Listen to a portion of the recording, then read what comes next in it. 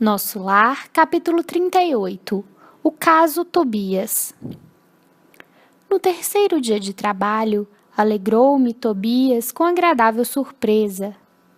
Findo o serviço ao entardecer, de vez que outros se incumbiram da assistência noturna, fui fraternalmente levado à residência dele, onde me aguardavam belos momentos de alegria e aprendizado. Logo de entrada, apresentou-me duas senhoras, uma já idosa e outra bordejando a madureza. Esclareceu que esta era sua esposa e aquela irmã. Luciana e Hilda, afáveis e delicadas, primaram em gentilezas. Reunidos na formosa biblioteca de Tobias, examinamos volumes maravilhosos na encadernação e no conteúdo espiritual. A senhora Hilda convidou-me a visitar o jardim para que pudesse observar de perto alguns caramanchões de caprichosos formatos. Cada casa em nosso lar parecia especializar-se na cultura de determinadas flores. Em casa de Lísias, as glicínias e os lírios contavam-se por centenas. Na residência de Tobias, as hortênsias inumeráveis desabrochavam nos verdes lençóis de violetas. Belos caramanchões de árvores delicadas, recordando o bambu ainda novo, apresentavam no alto uma trepadeira interessante, cuja especialidade é unir frondes diversas à guisa de enormes laços floridos na verde cabeleira das árvores, formando gracioso teto. Não sabia traduzir minha admiração. Embalsamava-se a atmosfera de inebriante perfume. Comentávamos a beleza da paisagem geral vista daquele ângulo do Ministério da Regeneração, quando Luciana nos chamou ao interior para leve refeição. Encantado com o ambiente simples, cheio de notas de fraternidade sincera, não sabia como agradecer ao generoso anfitrião. A certa altura da palestra amável, Tobias acrescentou sorridente: "O meu amigo, a bem dizer, é ainda novato em nosso ministério e talvez desconheça o meu caso familiar." Sorriam ao mesmo tempo as duas senhoras e, observando minha silenciosa interpelação, o dono da casa continuou: "Aliás, temos numerosos núcleos nas mesmas condições. Imagine que fui casado 2 vezes." Indicando as companheiras de sala, prosseguiu num gesto de bom humor: "Creio nada precisar esclarecer quanto às esposas." "Ah, sim!" murmurei, extremamente confundido. "Quer dizer que as senhoras Hilda e Luciana compartilharam das suas experiências na Terra?" "Isso mesmo", respondeu tranquilo. Nesse ínterim, a senhora Hilda tomou a palavra, dirigindo-se a mim: "Desculpe nosso Tobias, irmão André. Ele está sempre disposto a falar do passado, quando nos encontramos com alguma visita de recém-chegados da Terra." "Pois não será motivo de júbilo?" aduziu Tobias bem-humorado.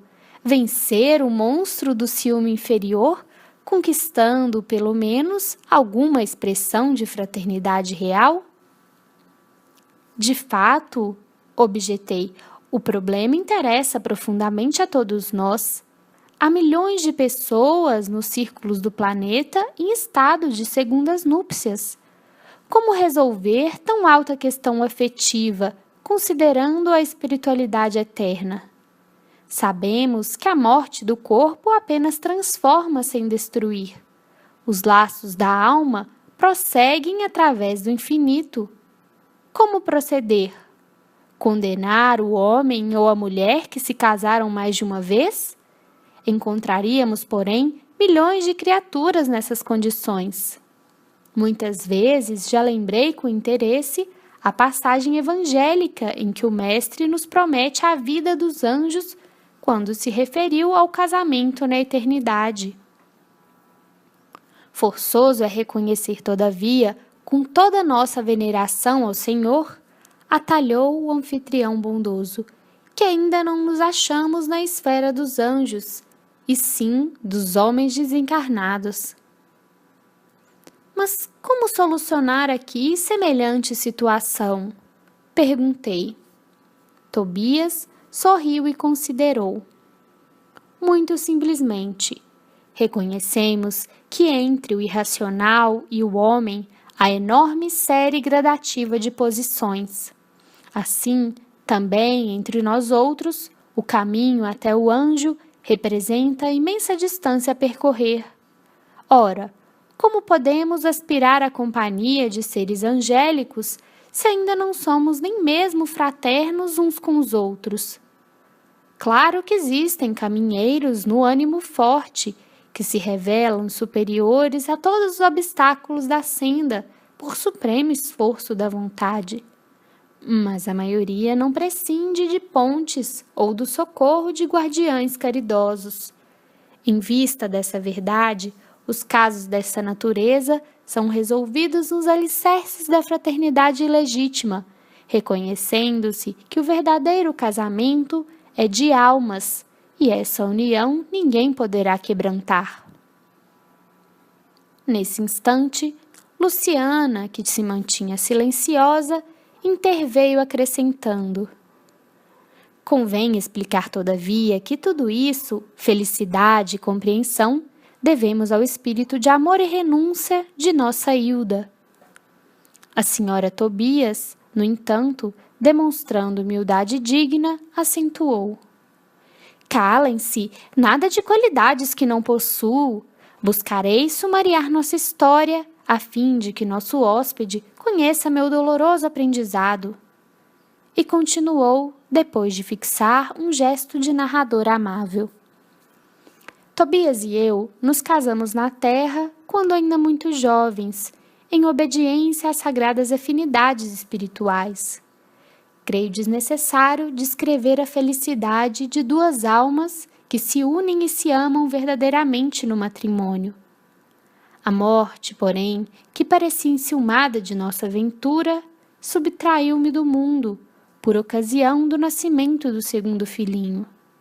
Nosso tormento foi então indescritível.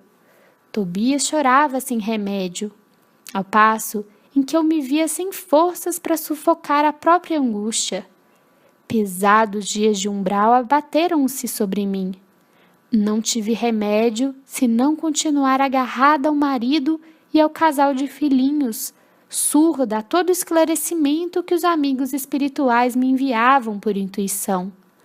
Queria lutar como a galinha ao lado dos pintinhos. Reconhecia que o esposo necessitava reorganizar o ambiente doméstico, que os pequeninos reclamavam assistência maternal. Tornava-se a situação francamente insuportável. Minha cunhada solteira não tolerava as crianças e a cozinheira apenas fingia dedicação. Duas amas jovens pautavam toda a conduta pessoal pela insensatez. Não pôde Tobias adiar a solução justa e, decorrido 1 ano da nova situação, desposou Luciana, contrariando meus caprichos. Ah, se soubesse como me revoltei! Semelhava-me a uma loba ferida. Minha ignorância deu até para lutar com a pobrezinha, tentando aniquilá-la. Foi aí que Jesus me concedeu a visita providencial de minha avó materna, desencarnada havia muitos anos. Chegou ela como quem nada desejava, enchendo-me de surpresa, sentou-me ao meu lado, pôs-me em seguida ao colo como noutro tempo e perguntou-me lacrimosa: que é isso, minha neta? Que papel é o seu na vida? Você é leoa ou alma consciente de Deus? Pois nossa irmã Luciana serve de mãe a seus filhos, funciona como criada de sua casa, é jardineira do seu jardim, suporta a bilis do seu marido, e não pode assumir o lugar provisório de companheiras de lutas ao lado dele? É assim que o seu coração agradece os benefícios divinos e remunera aqueles que o servem? Quer você uma escrava e despreza uma irmã? Hilda, Hilda, onde está a religião do crucificado que você aprendeu? Oh, minha pobre neta, minha pobre!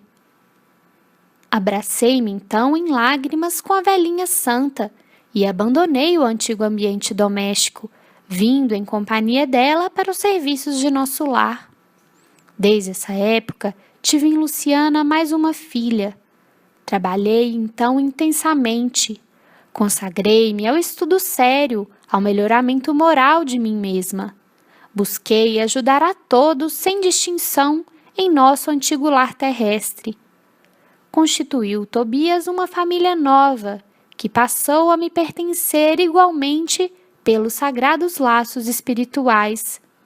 Mais tarde voltou ele, reunindo-se a mim, acompanhado de Luciana, que veio também ter conosco para nossa completa alegria. E aí tem, meu amigo, a nossa história. Luciana, contudo, tomou a palavra e observou. Não disse ela, porém, quanto se tem sacrificado, ensinando-me com exemplos. Que dizes, filha? Perguntou a senhora Tobias, acariciando-lhe a destra. Luciana sorriu e ajuntou. Mas graças a Jesus e a ela, aprendi que há casamento de amor, de fraternidade, de provação, de dever.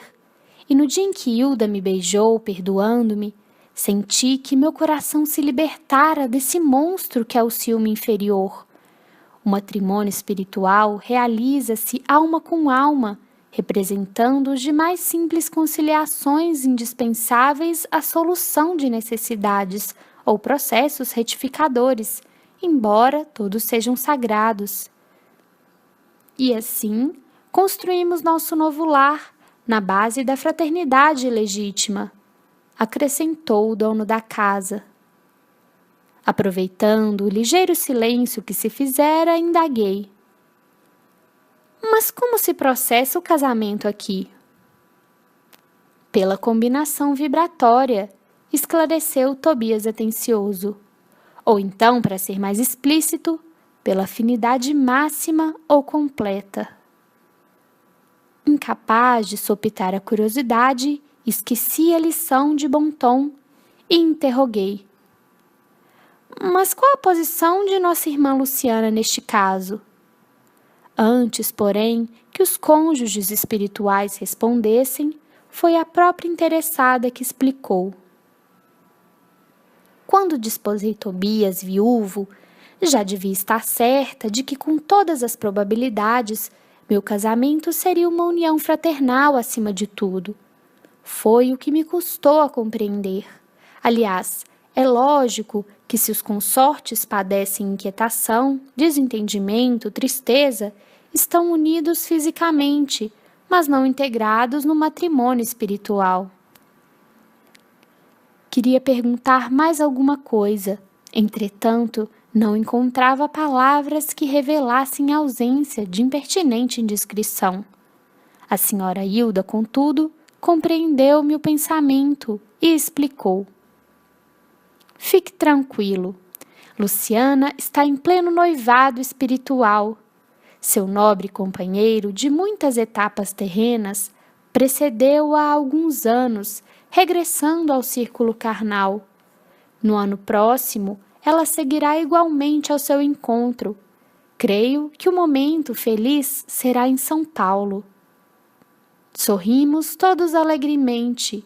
Nesse instante, Tobias foi chamado à pressa para atender um caso grave nas câmaras de retificação. Era preciso, deste modo, encerrar a palestra. Clique no card para ir para o próximo capítulo.